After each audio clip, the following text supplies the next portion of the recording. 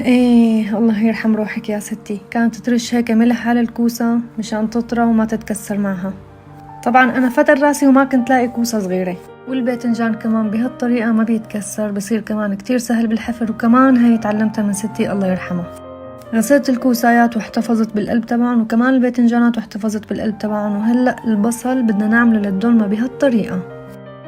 هلا في ناس ما بتحب تسلق البصل، انا بحب اسلقه لانه بصير تفليق الطبقات عن بعضها اسهل بكتير.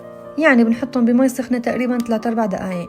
بعد السلق بصير كتير سهل عليكم تاخدوا كل طبقة لحالها. وهلأ هيك فينا نقول انه اصعب شي تقريبا خلصنا منه للدولمة. شايفين البصل كيف كتير سهل.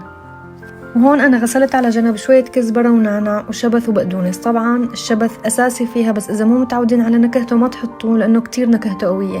والحشوة هون بلشت أعملها قدامكم، المقادير كلها مكتوبة. أنا بحب استعمل فيه الرز البسمتي لأنه بتطلع الدولمة كتير طيبة فيه. أنا صراحة حسيت أكلة الدولمة هي ميكس بين المحاشي السورية وبين اليالنجي، يعني بتنعمل مثل اليالنجي وبنفس الوقت بنحط معها لحمة. هلا هون بالنسبة للبهارات أنا بحب بحط البهارات اللي أنا بحبها، يعني أنتو فيكن تقيموا اللي ما بتحبوه وتخففوا اللي بدكن إياه. لا تستغربوا إنه مع لحمة هيك الدولمة بتصير. أهم حاجة بقى خلصت اللي هي الحشوة. هلا بقى بدنا نجهز الطنجرة. بما أن الحشوة صارت جاهزة، اللحمة الأضلع تبع السلق، وبنبلش نحشيهم. مثلا الباذنجانية بنحشيها لتمة على الآخير. اسألوني ليش؟ لأنه الحشوة مليانة خضار، والخضار لحده وتترك مكان للرز لحتى يستوي. يعني عن تجربة إذا قللتوا الحشوة رح تطلع دايبة، ما رح تطلع مفلفلة، لازم تكون لتم الكوساية. هون نسيت صور لكم السلق، لفيت شوي من أوراق السلق وحطيتهم كمان، وبتصفون هيك بالطريقة اللي بتعجبكم. وأكبر فرق بين الدولمة والمحاشي السورية طريقة الطبخ.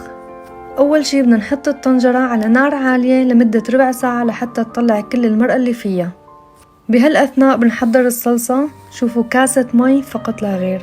هلأ هون طلعت كل المرقة من الخضار اللي بالدولمة. بهاي اللحظة بنحط عليها المرقة اللي عملناها، ونوص الغاز عليها على الآخير لحتى تستوي. بدها شي 2.5 ساعة، وما منقيمة عن الغاز لحتى تنشف مرقتها على الآخير. تنطبخ على نار هادية لحتى تنشف مرقتها. وصحتين وألف عافية. أنا بنصحكن عن جد من قلبي تجربوها لأنه كتير كتير كتير طيبة.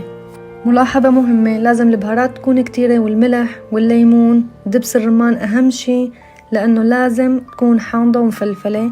إذا ما كترناهم بتطلع طعمتها حلوة وما حتعجبكن. ويا عيني عالدولمة، صراحة أطيب شي فيها البصل، لازم تجربوه.